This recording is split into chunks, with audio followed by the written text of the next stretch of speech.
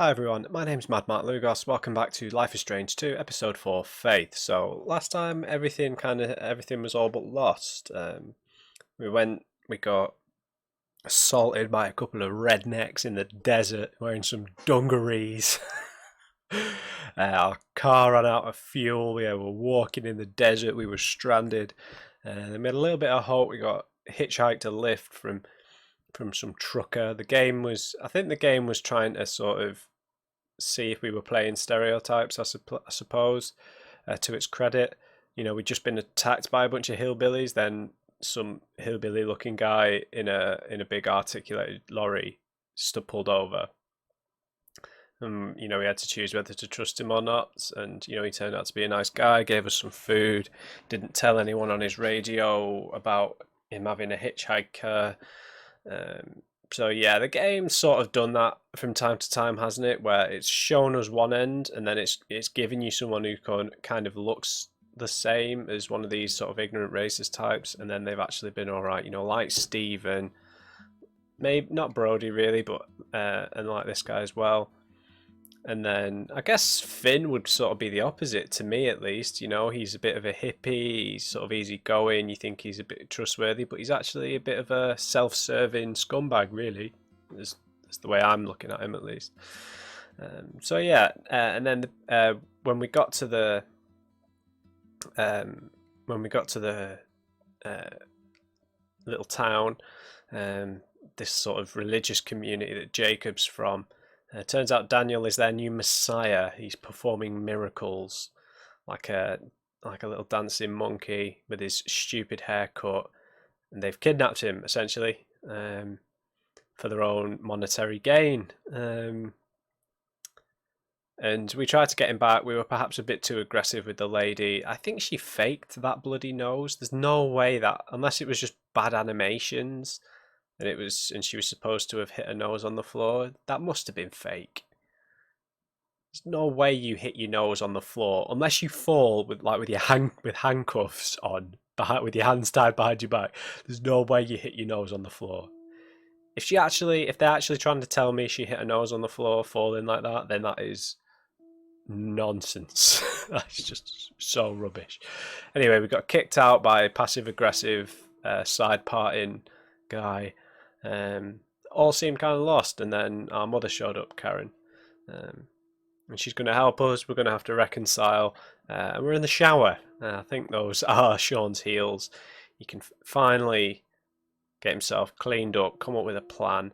To be honest, I think at this point I'd kind of happily just leave Daniel there. Let him start his new world order, and we just take care of ourselves. But he's our brother, so we have to go back.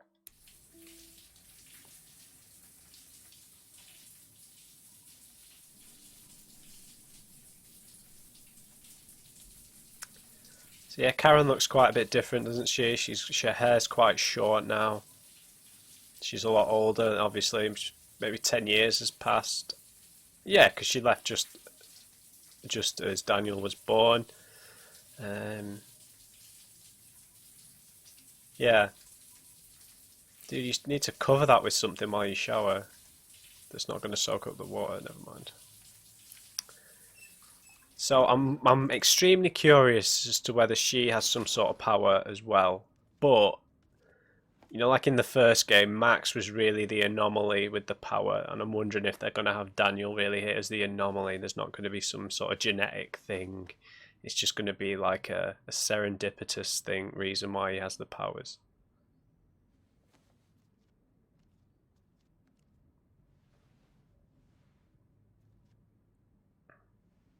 I imagine we wouldn't have some of these bumps and bruises if we would have played out the scenario with team dungarees a little bit differently.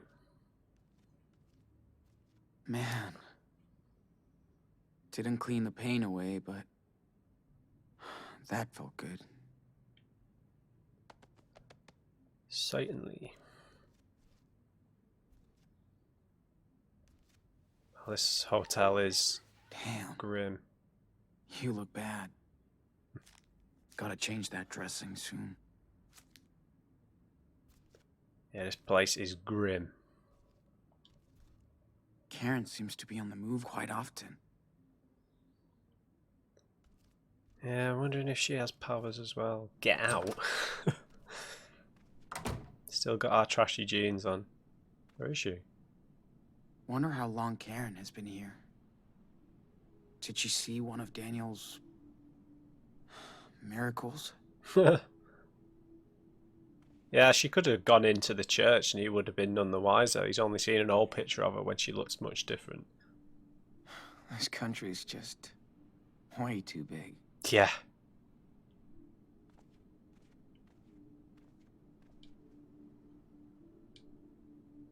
So Karen did check it out. Wonder if she saw Daniel in action.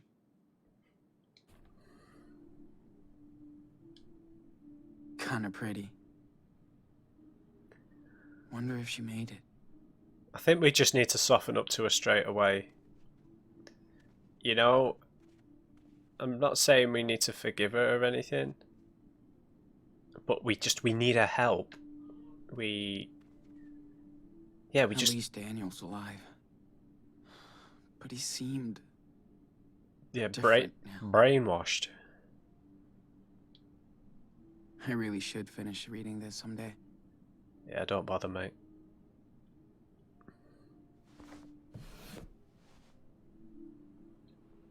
Thank you, game. Was this designed by Naughty Dog with all the empty cupboards? Karen was always into low tech. I even think it's the one she had back then. Yeah, I think we need to be as affectionate as possible with her. Just water under the bridge, partly because it'll be good for Sean, and partly because, like I said, we need help. So selfishly, we just need to get her on side. I know I shouldn't peek, but... Really? Whatever. Glad to know she learned the lesson. Oh, that's harsh. Karen did her own road trip to get here.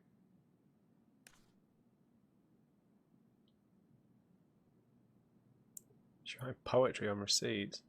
Turning forward to look back, making the same choice twice. My solitude, days, and dreamy nights, just to find myself looking forward to turn back. That is an awful poem, though. Damn. Karen does like to capture the world around her. Tracing closer every mile, my heart goes racing, sore, I remember. Know the feeling. There's no fighting back that beating, tearing apart my core. Early morning blues, coffee, red-eye truckers and sad families. Bad eggs, not the waitress's fault. She's a quick, hurried one, probably ending a long night shift. Tag says Clementine. 22-ish, redhead dyed brunette. Eyebrows and skin tone don't lie. Irish descent? Owner's daughter maybe. Mahoney's. Vague, polite smile. Busy mind. Mildly clumsy. Looks distracted. Anxious? Young cook called her Clemmy. Brother? Boyfriend? Boyfriend. Apologises when the orders are late and she's the one getting roasted. Do mum and dad know you're dating on the job, Clemmy? Mixing up work and love seldom makes a good match. That's a brand new baby bump under the stained apron. It's 2017 and young folks are still busy making babies. I guess nothing ever really changes.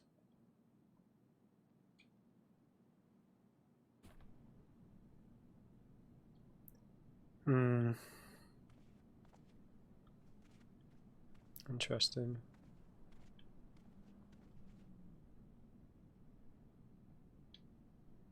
This thing is killing my back. I got bruises on my bruises.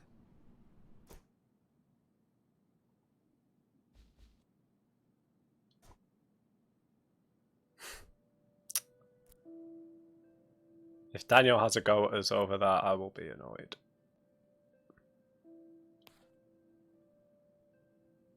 We read that one. Racist dickheads beat the shit out of me because I wouldn't let them humiliate me. My whole body hurts, stomach, lungs, but I don't care. My only priority is to find Daniel. No more gas, gotta walk. end of the road. Got picked up by a trucker not far away from Haven Point. I was nervous, but the guy was sweet. Even hooked me up with a sandwich. Really needed that boost. Okay. Daniel has been brainwashed by a cult. He wants to stay with them, and I messed up with this reverend. I just fell right into a trap. I'm so stupid. Also, Karen. What the hell is she doing here? How did she find us? Don't want anything from her. Nada.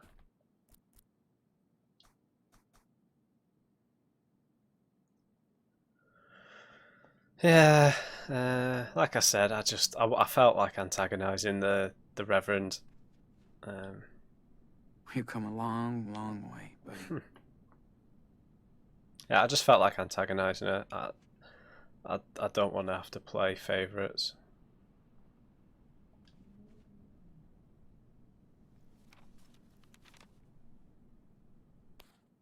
Be right back.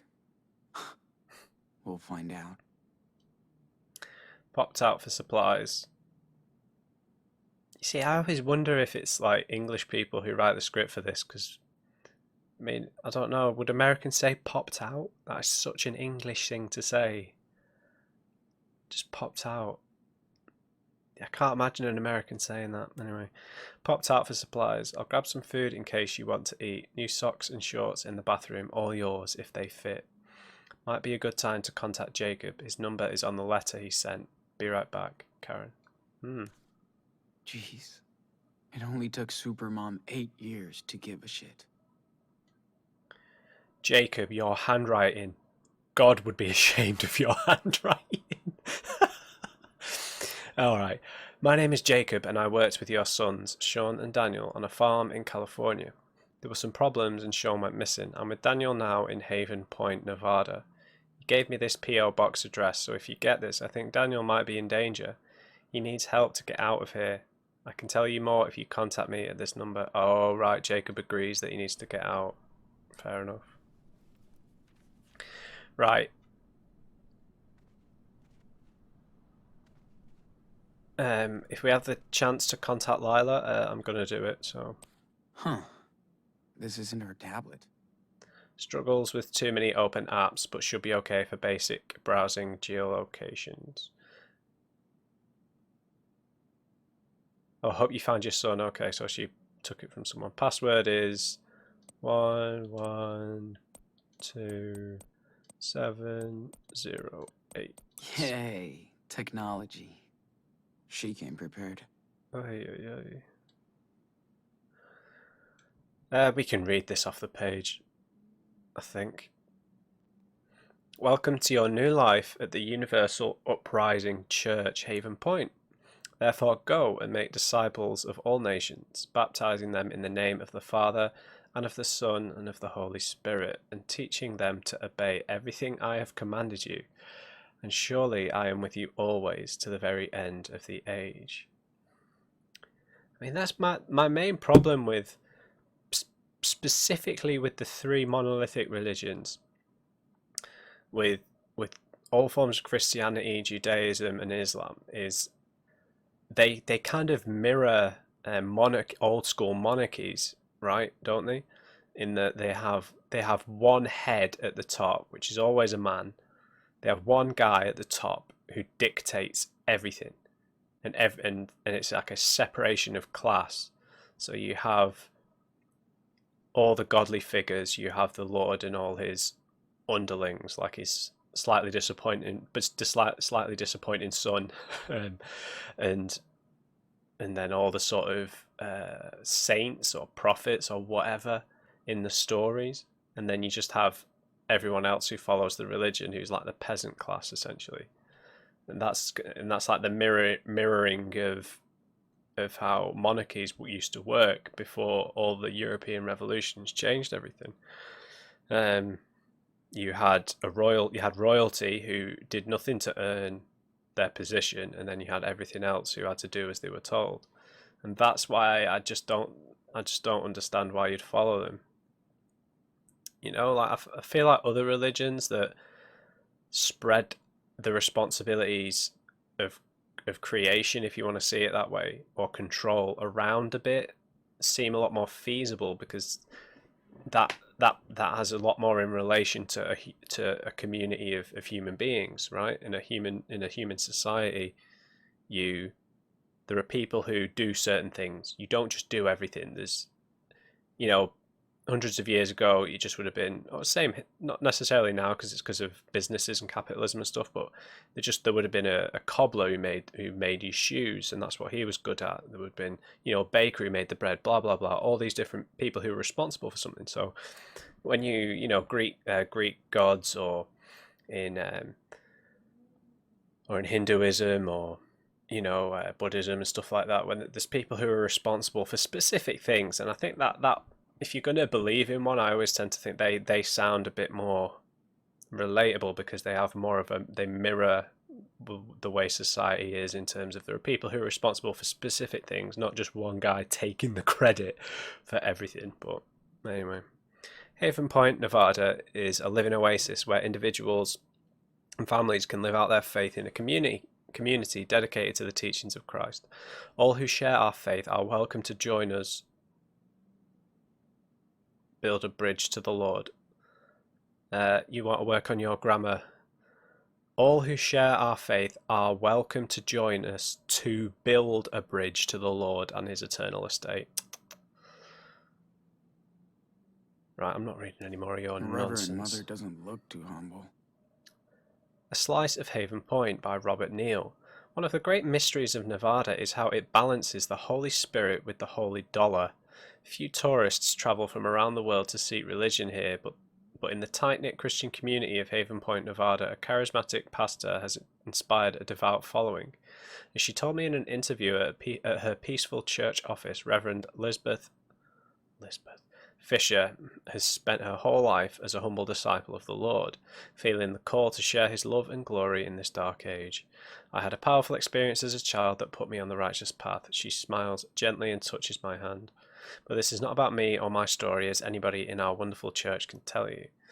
And tell me they did. The members of the Universal Uprising Church speak with hushed awe of their pastor and how she inspires them. Reverend Fisher just wants to share her blessings with us, says Corey Johnson, 34, a recent addition to the congregation. I was pretty cynical before I went to one of her revivals. You could feel the electricity when she spoke. People were crying, including me. Looks like a roach motel. 1 star. But nobody will find me there. Oh, can we not? Looks like a roach motel. But nobody will find me there. This place is quite remote. Yeah. Jeez. Good. What? At least nobody will be looking for me here. I'm not going out. Better wait for Karen in here. Oh. So what, are we going to sleep?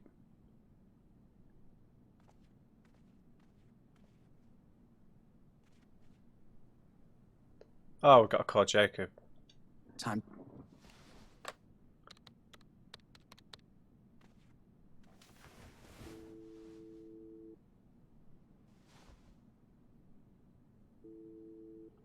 Hello? Jacob, it's me, Sean. Sean? No way! I've been waiting to hear from you for months. So you found my note in your sketchbook? Yeah, Where are you? You have to come here, Sean. I know. I'm not far. In a motel. Good. Listen, I can't talk right now. I gotta go. Wait! Daniel, how's he doing? Meet me tomorrow afternoon on Brady Highway. Hmm. There's a junction just above Haven Point. There's a wild mice ranch billboard there. I'll be there at 4. Jacob, wait! I can't talk, Sean. Be there tomorrow. Please.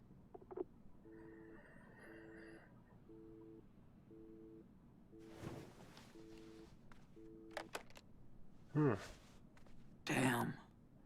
He couldn't really talk. All this is so messed up. At least he's on our side. He knows the place is crazy. I'm so drained. Let's have a nice kip.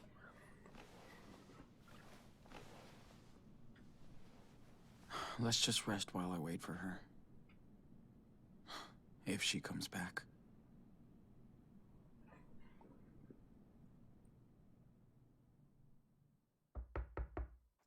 Hello.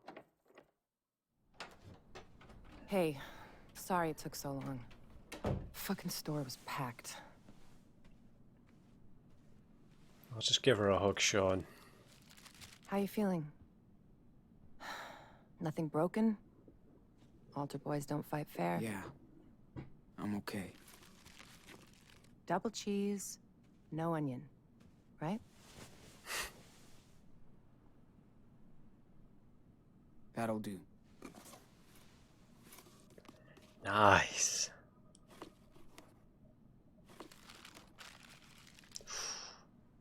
Oh, that's making me hungry. Got you some gauze and antibacteria stuff for your eye.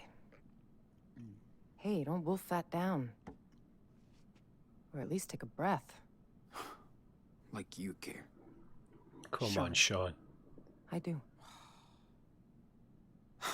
Come on, Karen. At least hear her Don't out. act all hurt. It's too late. Where were you when I broke my leg when I was 13? Not with me. When Daniel got a bad flu a couple years ago, you didn't sleep next to him every night. Where were you? Where were you? Fair enough. So let's talk, because we do have to get your brother out of a cult. I'm listening. How did you two survive alone on the road for that long?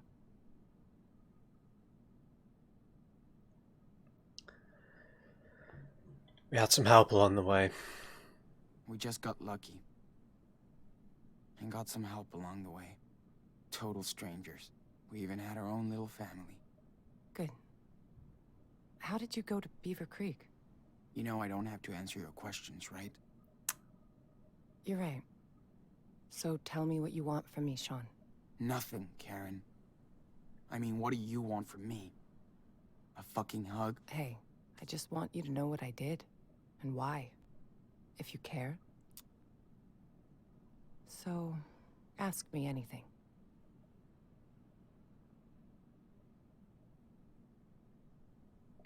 Why did you leave? All right. Why did you bail on us?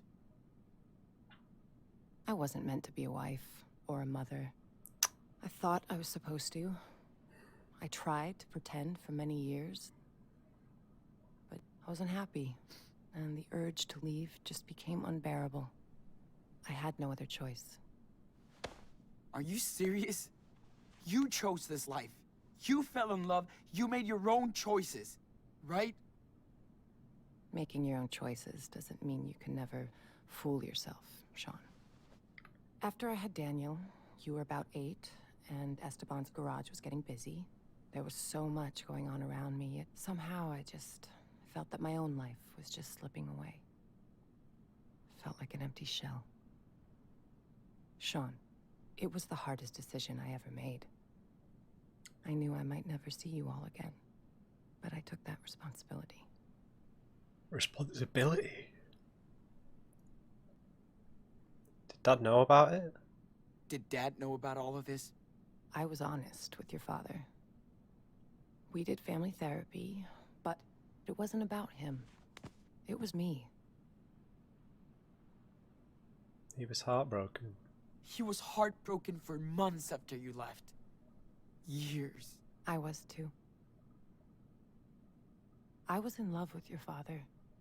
He was the best person I ever met. But just not enough for you. Something was missing from the equation, yeah. I was.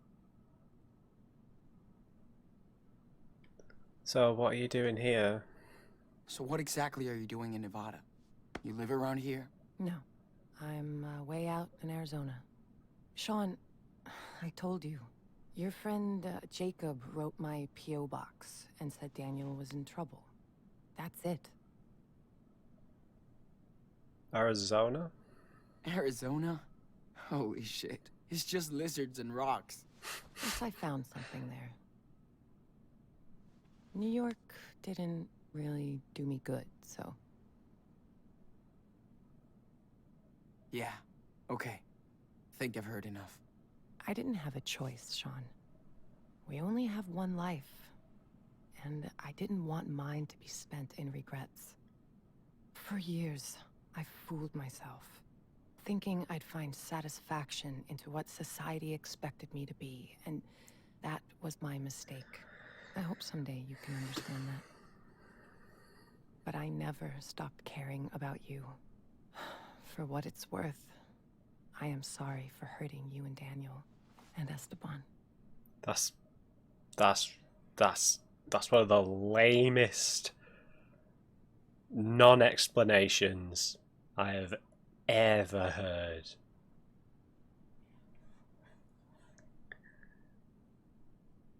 Felt myself. I know. I appreciate what she's saying about slipping away, but there's some things that you just should never walk away from, right? Your life can't be. You know, it can't be all rosy all the time. Nothing that you ever do is 100% satisfying or gratifying or rewarding. There's an element of obligation to everything that you do, not just family and children, but to work, even to hobbies, to things that you enjoy. There's an element to them that is unenjoyable, right? That's grindy, that's whatever, negative, right? That was such a selfish. She's just trying to say that she was being selfish. She didn't want the responsibility. She wanted her own freedom. That's it. She's just phrasing it in a way that makes it sound to justify it to herself, to make her feel like a good person, right? I've almost forgotten what the question was.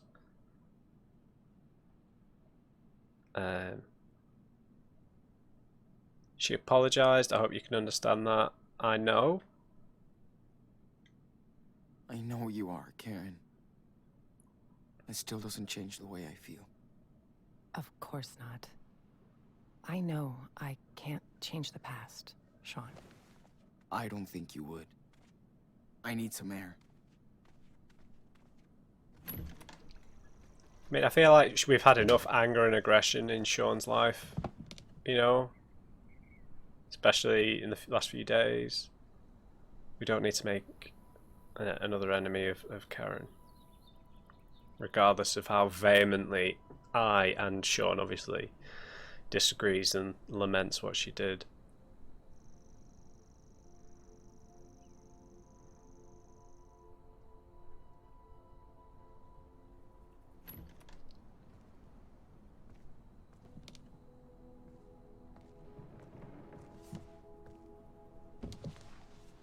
Sean, whatever you want to say to me, this is the time. Let's just get it all out in the open. See what happens.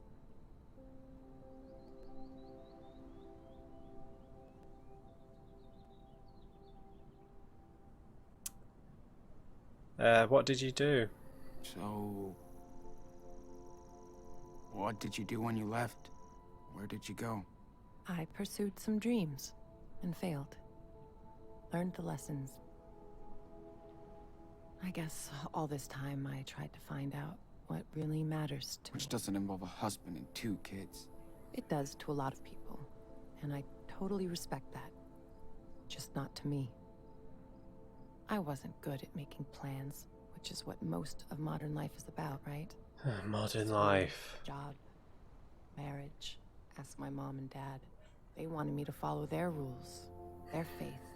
I tried, but I wanted to find my own way, with no security blanket. Family, religion, social norms. It's just all about security, after all. But it all just looked like a sweet golden jail to me. I tried to escape that. It does sound immature. It sounds grossly immature. It's not a con of modern life. That has been a desirable circumstance for most human beings for time immemorial. You know, procreating, you know, passing on your genetics. That's just a a part of being a human being, right? Part of being an animal, a creature, is that desire to have a family. And yeah, it's not like a con of modern society to want a family. Yeah, that's a weird excuse.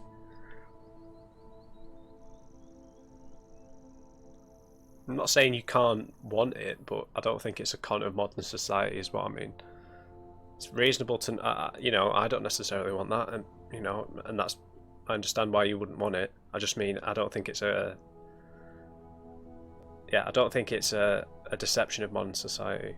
It does sound immature, but I'm not gonna go down the angry route with this. So, was it worth it, Karen? Yeah. Hope it was worth it. It was. For now, I've found my place in the world, with like-minded people. I'm at peace with my fuck-ups and my decisions. At peace? How do you make peace with bailing on your parents, your husband, and your kids? I know, that's hard to understand. But I think people should know who they are. And not fake it for anybody. I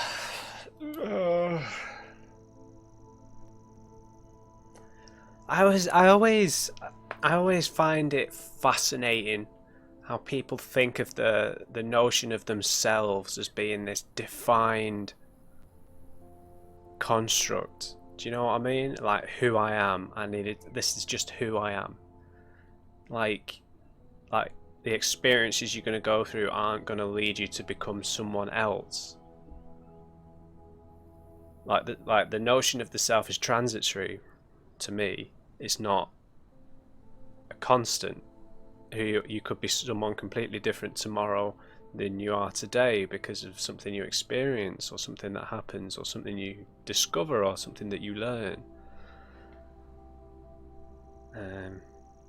If she would have stayed with her family, she would have become a different person, and that's not in a bad way. It's just, yeah, I think that what she's saying does sound immature, does sound kind of naive. I think that's the kind of thing you'd hear out of a teenager, you know.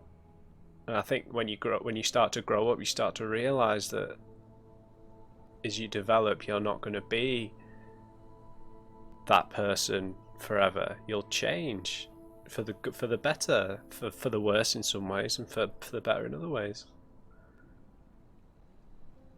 Did you miss us?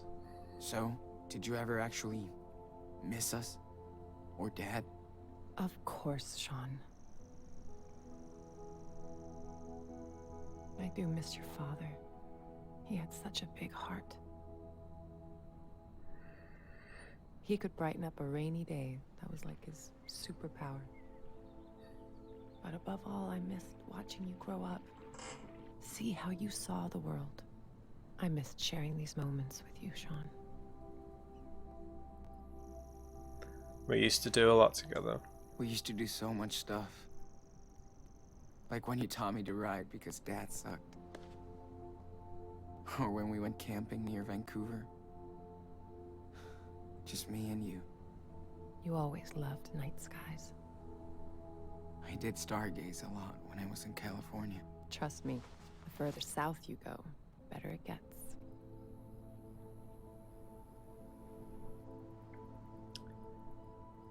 Why leave? I mean, I get you wanted to leave and stuff. Okay. But why would you ghost us like that? Not even a fucking birthday card. I thought if I vanished, you would all move on. But I wanted to contact you guys so many times. That means nothing. I almost did. That means nothing. But you wanted a clean break. But you wanted a clean break from us. I didn't want to be a part-time, pissed-off mother. Not fair to any of you. I left when Daniel was still very young, so he wouldn't remember me. I think you hurt him worse. cool plan, Mom. You hurt Daniel way worse. He thought you took off because of him. I know. I hope I can make it up to you, Daniel, someday. I can start by getting his ass out of that church. Cult. Whatever. Her hair's bothering me, man. Whatever. You sound so... careless. It's like you can't even realize how much pain you've caused. I do care. It's why I'm here. To help you and your brother. If I didn't step up to help him now, I couldn't live with myself.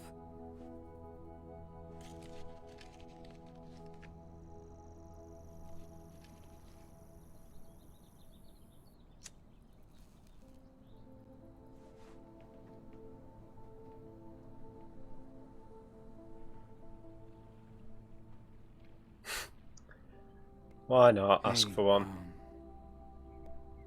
Mind if I bum a smoke? Sure. Still got a few left. It's a strange thing to bond over with a parent, but this isn't exactly a normal situation, is it? So.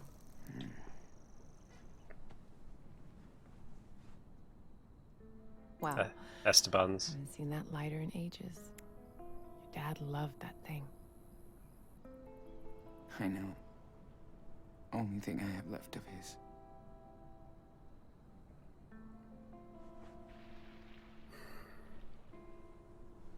No, man. Esteban hated when I smoked. He didn't want me to die an early death. Fuck. Life can be so cynical sometimes. I remember he would smoke sometimes. Long ago. We didn't fight much, but when we did, I would go out on the porch and light up so I could calm down. Esteban would come over and ask for a drag. Now we just look up at the sky and watch the stars or the planes. I do miss that. I used to do the same with my best friend Lila. Can we please contact Lila? Sitting on the porch. Just letting time go. That's when you know someone is good to you. When you can just sit together, shut the hell up, and watch the universe do its own thing.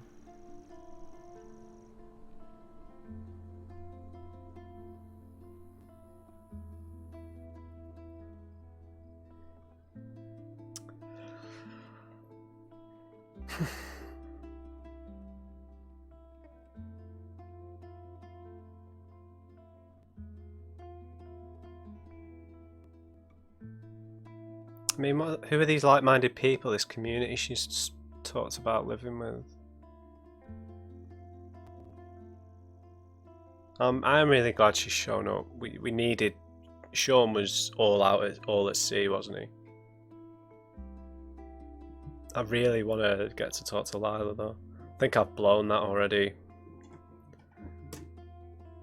I think that's a real misstep from the game, making it look like we were going to blow our location through contacting her.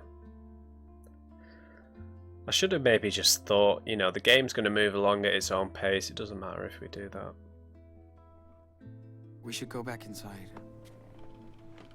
I gotta change this dressing. Okay, let's go.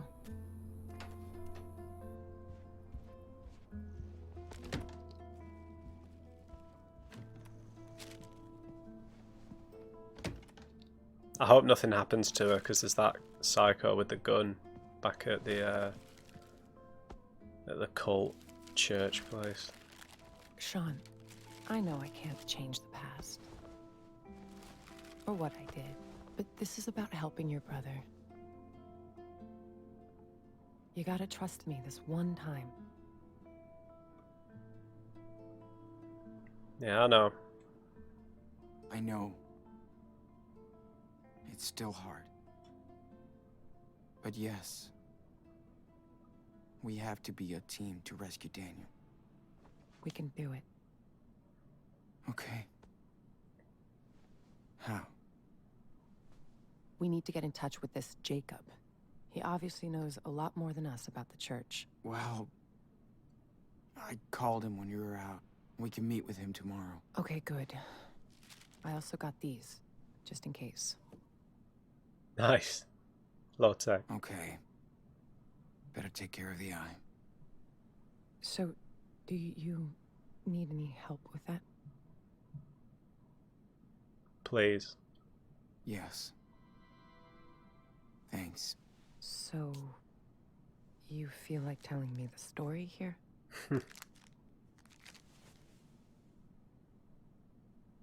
When we have time. Gotcha.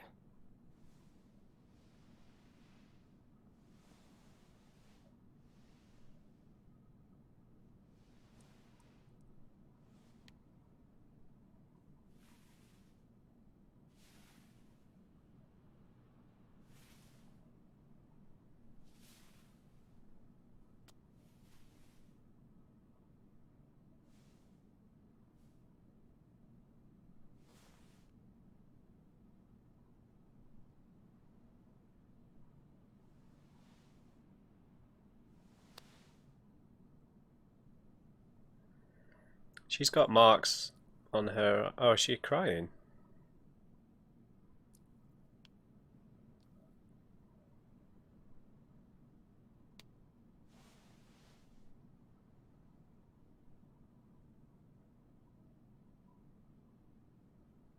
Here, try this on.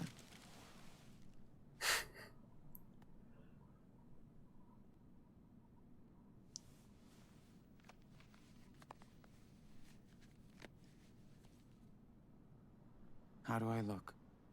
Bad Great. ass. Thank you, Karen. Big day tomorrow, so we should get some rest. Yeah. I'm ready to get Daniel.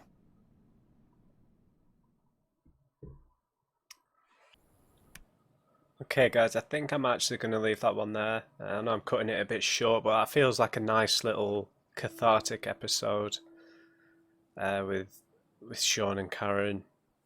You know, mending some fences, building some bridges, getting her side of the story.